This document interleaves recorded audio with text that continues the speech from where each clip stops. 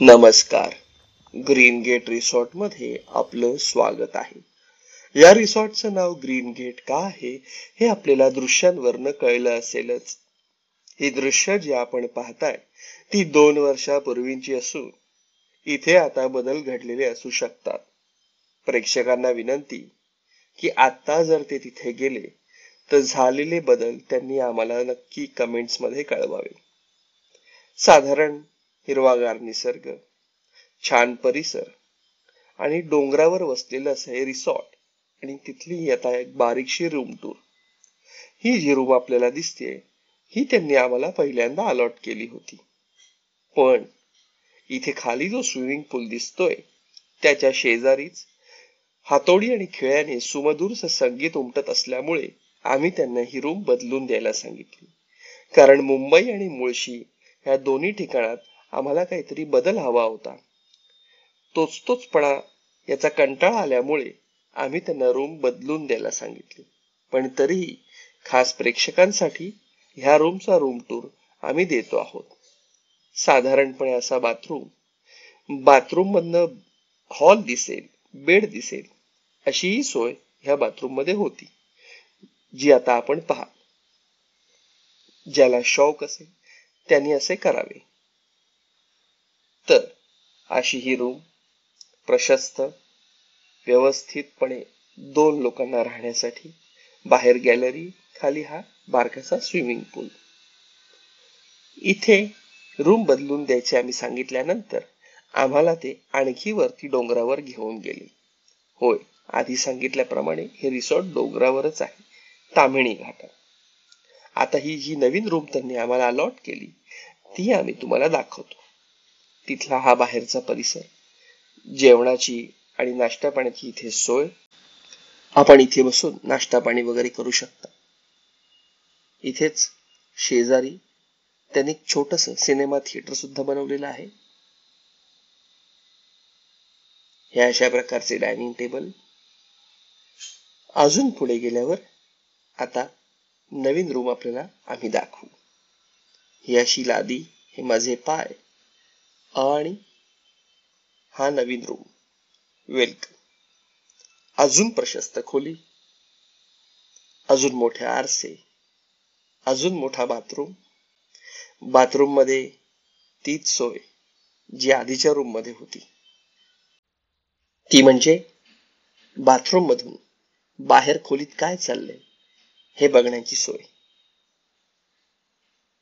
Bathroom मध्ये सर्व सुखसोयी उपलब्ध, शॉवर, कमोड इत्यादी.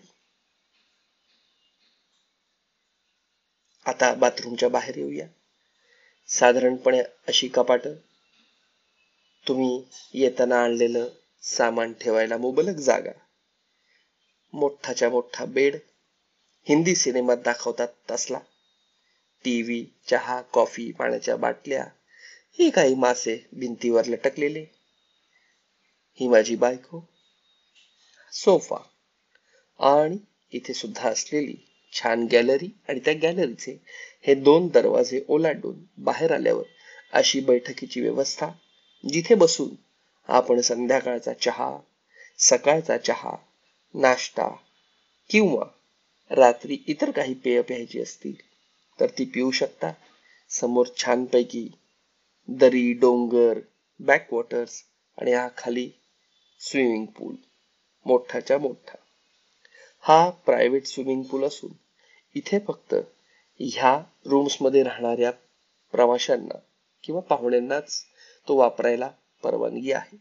बाकी इतर कोणीही हा स्विमिंग पूल वापरू शकत नाहीत, याची प्रेक्षकांनी नोंद घ्यावी.